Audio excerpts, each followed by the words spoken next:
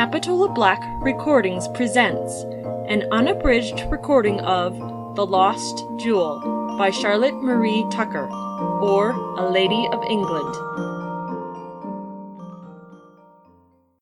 Chapter 11. Under the Surface. Summer had given place to autumn. The sheaves had long since been carried into the garner, and over the stubble fields hunters had ridden with hound and horn.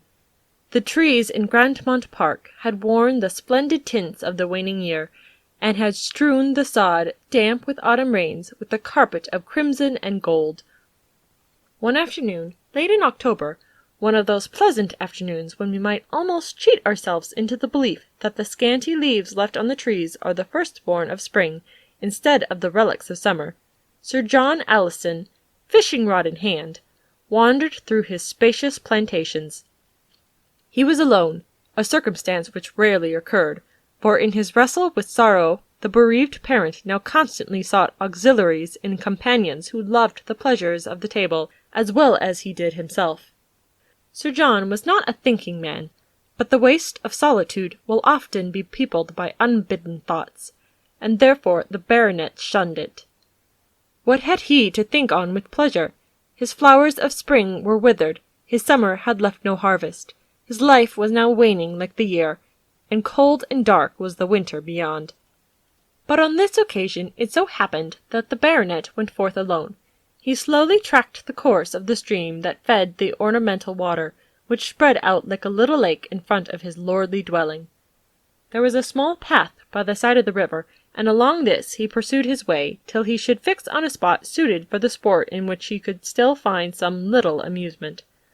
At length the baronet paused, and sat down on the stump of a tree which had been cut so as to form a rude seat under the shade of an overhanging willow. It is probable that Sir John selected this place from the circumstance that it was near enough to the public road to afford a glimpse of passing passengers, or a faint sound of rumbling wheels. It was less dull and lonely than the silent woods through which he had been passing. The arch of a low bridge was visible through the thinned foliage, and near it was seen a turnstile that admitted the public to a pathway which afforded a short cut to a neighbouring village through the baronet's grounds. Sir John was a good-natured man, and had been content to sacrifice a little aristocratic seclusion to earn popularity with the people around him. The spot which the baronet had chosen as the scene of his fishing could scarcely therefore be termed lonely, but this day it was more quiet than usual. Only once a creaking wain slowly rolled over the bridge. The road appeared to be almost deserted. Sir John, as he flung his line into the quiet brook, was left alone with his thoughts. His fishing was unsuccessful. The prey would not rise to the bait. Nothing appeared moving in the stream but the yellow leaves which, dropping one by one from above, floated slowly down on its surface. "So all that I cared for in life is taken from me one after another," gloomily meditated the angler. "Only brother, only sister, only child, and I am left as bare of comfort as these branches will soon be of leaves. I could not even prize a jewel, but it must be taken away from me. I have drained life's cup very deep, and find nothing but dregs at the bottom. What remains to me now?" "What remains to thee, pampered child of fortune? Time remains yet, time to redeem the past. The barren tree is not yet cut down. The master has not yet come back from his journey to demand an account of wasted talents. The vineyard door yet stands open. The sun is low, but it has not set. Why stand ye idly without? Grace may yet give to the worldling the heart of a little child. Grace may bend the proud knees and free the earth-clogged spirit from bonds of corruption. The jewel may be hidden, not lost.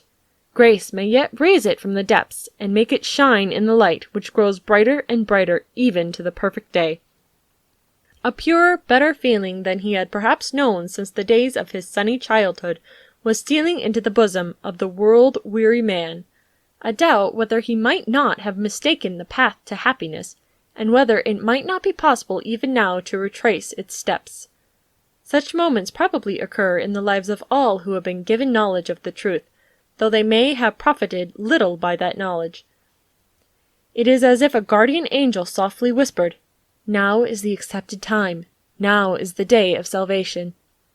The baronet gazed steadily, thoughtfully into the water, as if he were reading characters traced on the stones of its pebbly bed. Presently his head bent lower, and he looked more curiously into the stream. There was something entangled amidst the green water-weeds that attracted the angler's attention. Whatever it might be, it so engaged him that he did not notice that a figure had passed the turnstile, had moved slowly along the footpath, had stood watching him with anxious interest, and then had stolen softly over the long grass till it stood under the shade of the same willow that overhung the seat of the angler. The figure was that of a pale, emaciated woman, dressed in faded, shabby habiliments that hung loosely on her shrunken figure. She had not the air of a beggar, though her whole appearance denoted poverty and distress. She evidently wished to address Sir John, but seemed unwilling or afraid to disturb him. Twice she leant forward as if in act to speak, twice shrank back irresolute and fearful, and drew closer around her with trembling hand the threadbare shawl which she wore. "Odd appearance! Can't make out what it is," muttered Sir John, and putting down his rod on the bank beside him, he took a broken branch which happened to be lying on the grass, and dipping it into the stream, gently stirred the weeds at the bottom. "Sir," began the stranger in a timid tone. "Not like a pebble, and yet—" "Sir!" The voice was a little louder, and the baronet turned round on his seat. "What do you want, my good woman?" "Oh, sir, I have been ill, very long ill. I have had to part with almost every article that I possessed, just to keep the bare life in me." Sir John was in a softened mood. He put his thumb and finger into his waistcoat pocket.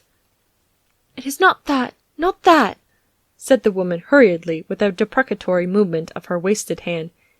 "It's a recommendation, sir, that's all I would ask. The family I lived with so long have gone to the continent, and I don't know when they will return. There's no one to answer for me, and I can't get a situation anywhere." "How am I to help you?" said the baronet, a little amused at the singular request. "Oh, sir, if you would please only to say that you received a good character with me, that Mrs. Merle—" A flash of the truth burst on the mind of Sir John, and in a moment the quiet current of his mind was changed to one of boiling indignation. He started from his seat, faced the woman, with fury gleaming in his eyes, and in a voice tremulous with passion exclaimed, "Margaret Miles, who killed my daughter?" "Sir, for mercy's sake, for heaven's sake, don't cast me off, don't throw me to the world. I've been so ill, I've no friend on earth." The woman clasped her hands and looked up in his face in agony of supplication. "Woman, how dare you intrude your hated presence upon one whose home is desolate through you?" "I've no home, no home," sobbed Margaret. "Oh, sir, I mean no harm. I've suffered so much. Will you not forgive me?" Had Sir John never heard of a debtor who, denying to another the mercy which he himself so much required, had justly incurred a terrible doom? Had he never at least appeared to join in the prayer, "Forgive us our trespasses, as we forgive them that trespass against us"? Was there nothing in his late meditations to remind him that he himself needed pardon for offences more aggravated and prolonged than that of the miserable woman before him? But the feeling of resentment against one who had been the instrumental cause of the greatest loss that he had ever sustained was uppermost in the heart of the father. The sacrifice of that resentment he would not make for the love of mercy or the love of heaven. Sternly pressing his lips together and forbidding Margaret to follow him with a frown and gesture more expressive than words, the baronet turned on his heel and strode along the path on his homeward way, without another thought given to the treasure which had actually lain within reach of his hand. Was he the first? Will he be the last? To lose the Atma, the jewel, from the indulgence of vindictive passion? Thank you for listening to Capitola Black Recordings. I hope you have enjoyed this recording of The Lost Jewel by Charlotte Marie Tucker.